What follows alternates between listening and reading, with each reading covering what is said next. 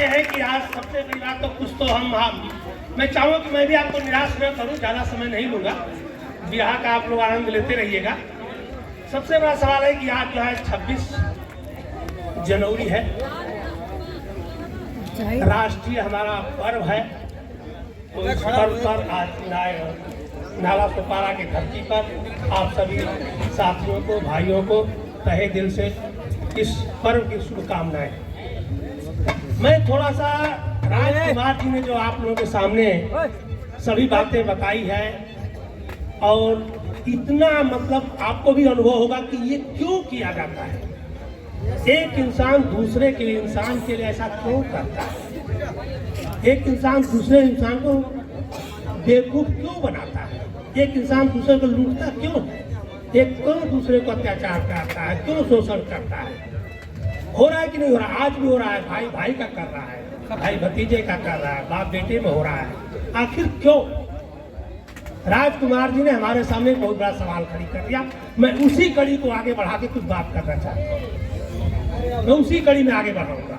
राजकुमार की बातों को ही मैं सत्य और साबित करूंगा कि आखिर इतनी विडंबनाएं हमारे देश में क्यों है। आपको एक जानकारी बता देना चाहूँ, आप बताइए गाय बैल भैंस में और आप में क्या अंतर है? गाय भी बच्चा पैदा होती है, वो भी उसका भी माँ प्यार करती है, वो भी बड़ा होता है, जवान होता है, वो भी बच्चा पैदा करता है, वो भी बुढ़ा होता है, वो भी मर जाता है। हम लोग भी वही करते हैं कि और कुछ करते हैं? सवाल ये है कि फिर गाय और बैल भैंस बकरी में हमारे में जब कोई अंतर नहीं है, आपके कहने के अनुसार आपके हस्ता के साथ वो भी तो ईश्वर की औलाद है, हम भी किसी की औलाद है, और लाखों करोड़ों हैं। यहाँ तो आप तो समुद्र के किनारे हैं, आपको पता होगा लाखों करोड़ जीव समुद्र में है। इस लाखों करोड़ जीव में हर जीव हर तरह से अपने अपने तरीके से जी रहा है, खा रहा है, पी रहा है, एंजॉय कर रहा है, आनंद कर रहा है, सब कुछ कर रहा है इंसान की तरह। सिर्फ इंसान के लिए देवी देवता भगवान और तरह तरह के पूजा पाठ और तरह तरह के पाखंड बाटगर तेरही और ये सब क्यों है? आपको बता देना चाहता हूँ कि हमारे और जानवर में सिर्फ एक ही अंतर है, क्योंकि बताना बहुत जरूरी है, नहीं तो कंफ्यूज हो जाएगा। हमारा ब्रेन जो है डेवलप होते होते प्राणी जात में सुपर ब्रेन हो गया है। एक ब्रेन का डेवलप होते होते सुपर ब्रेन हुआ है। उसमें भी क्या हुआ है, सिर्फ ब्रेन में हमारे से भी कुछ कभी कभी जानवरों में बहुत अच्छा ब्रेन है, बहुत अच्छा दिमाग, हमसे भी अच्छा है, लेकिन हमारे में क्या अंतर है कि हम सोच के करते हैं। हमारे में चेतन है मतलब हम कुछ सोचते हैं उसके अनुसार करते हैं, और जानवरों में सोच के करने की क्षमता नहीं है। हमारा ब्रेन जैसे आप एक सिर्फ बात करने का मोबाइल है और हमारा जो है एक मोबाइल आपके वीडियो लेने का है, वही अंतर है। हमारा ब्रेन थोड़ा जानवर से सुपर है, सोच के करने की क्षमता है, लेकिन जानते हो उसमें क्या बुराई आ गई है?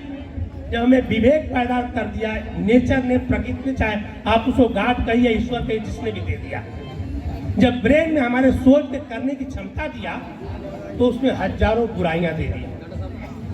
छल, कपट, धोखा, बेईमानी, तिरस्कार जानवर में नहीं मिलेगा। और यही नहीं, इसी बुराई के कारण आपको बता देना चाहता हूं कि पैदाइशी हर इंसान स्वार्थी होता है, लालची होता है, कामचोर होता है।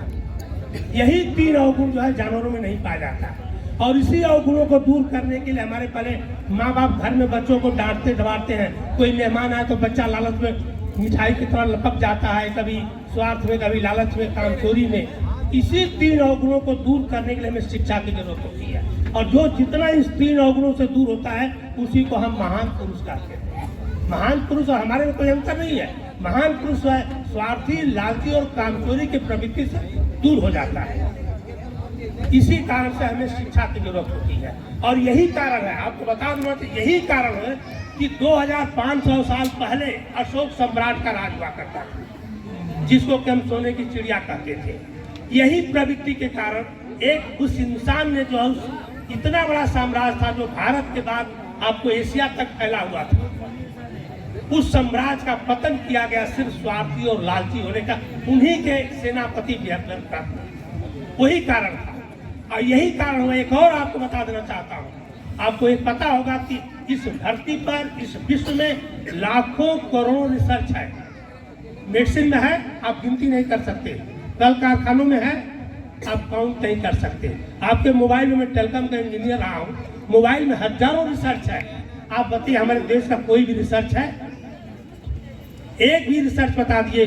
जो कि कहते हैं कि हमारे हिंदू धर्म में चाहे वर्ण व्यवस्था में ब्राह्मणों को बुद्धि देने का अधिकार था, और तरह तरह के उन्होंने कहा है कि हम बुद्धिमान हैं, हम कहाँ कहाँ से कैसे कैसे पैदा हुए हैं। राजकुमार जी ने तो सारी पोल खोल के रख दिया है। तो कोई भी रिसर्च हमारे देश का नहीं है। सिर्फ सैकड़ों साल से, हजारों साल से सिर्फ हमारे देश में क्रांति और प्रतिक्रांति, एक दूसरे को बेवकूफ बनाने के लिए, एक दूसरे का शोषण करने के लिए यही रिसर्च होते आया है। इसी कारण से वेद, पुराण, महाभारत, तरह तरह की कथा कहानियां कल्पित करके, देवी देवता भगवान पैदा करके, आपके दिमाग को कुंद करके एक वर्ग जो है आपको शोषण करने के लिए आपके सामने थोपा है। इधर ब्राह्मण वर्ग व्यवस्था में ब्राह्मण, क्षत्रिय, वैश्य और शूद्र बना करके शूद्रों के जो कर्म करने वाले जाते हैं उनको शूद्र कहा गया है। ब्राह्मण, क्षत्रिय, वैश्य को अकर्म कहा गया है। उनको कर्म किया तो पृथ्वी पर अपराध है। और दुर्भाग्य देखिए कि जिसने खिलाया पिलाया, रिसर्च किया, प्रोडक्शन किया, पैदा किया, रिसर्च करके, ये जितने शूद्र है पैदाइशी रिसर्चर है, इंजीनियर है, कारीगर है, टेक्नीशियन है, वही जो है पूरे प्राणी जात को जिलाया खिलाया पिलाया।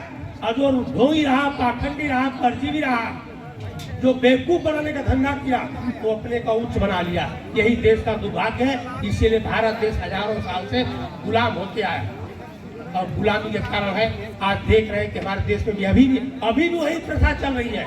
एक वर्ग जो है कुंभ मेला में देखिए क्या क्या फैला रखा है।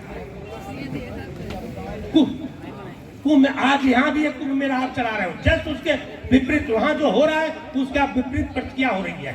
तो हमारे देश में सिर्फ क्रिया और प्रतिक्रिया, एक वर्ग के अनुसार दूसरे के वर्ग पर थोपने की प्रक्रिया है।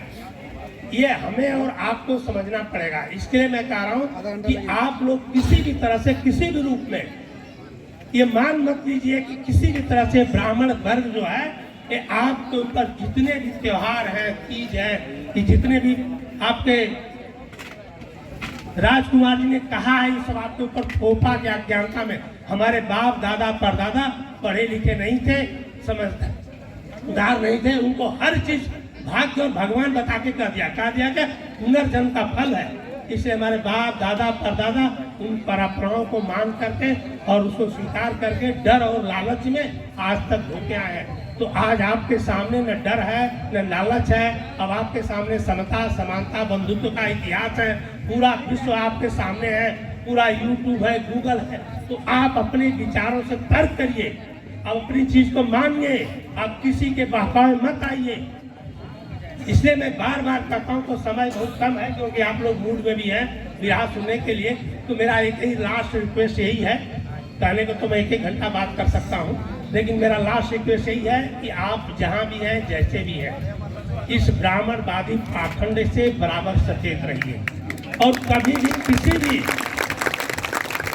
शूद्र समाज जो है, मैं बता दे रहा हूँ कि अगर चमार का लड़का रिसर्च नहीं करता, आज में कल कारखाना है, कुम्हार का लड़का अगर इंजीनियरिंग नहीं करता, पहले 500 साल पहले कुम्हार, बढ़ई, लोहार, विश्वकर्मा जितने चले सभी इंजीनियर हुआ करते थे। बाप से सीख करके पैदाइशी होकर के रिसर्च करके पैदा करके प्रोडक्शन किया, और इन 3 वर्गों को माँ बाप की तरह जिलाया है। आप बताइए अपने माँ बाप को दुष्ट पापी कह सकते हैं? ये दुर्भाग्य है देश का। इसलिए मैं कहता हूँ, इस जो वर्ण व्यवस्था के जो शूद्र को नीच दुष्ट पापी कहा गया है, उसको कतई मत मानिए। और आज के बाद आप गर्व महसूस करिए, जब भी आपके सामने कोई पंडित और अपने को बुद्धि मानने वाला आता है, तो अपने को गर्व करिए कि मैं शूद्र हूँ और इनको जिलाया खिलाया पिलाया हूँ। हम देश के महान सपूत हैं, भारत के धरोहर हैं, कर्मठ करने वाले हैं। मैं यही कहते हुए सभी को शुक्रिया, धन्यवाद, जय हिंद। बहुत बहुत धन्यवाद।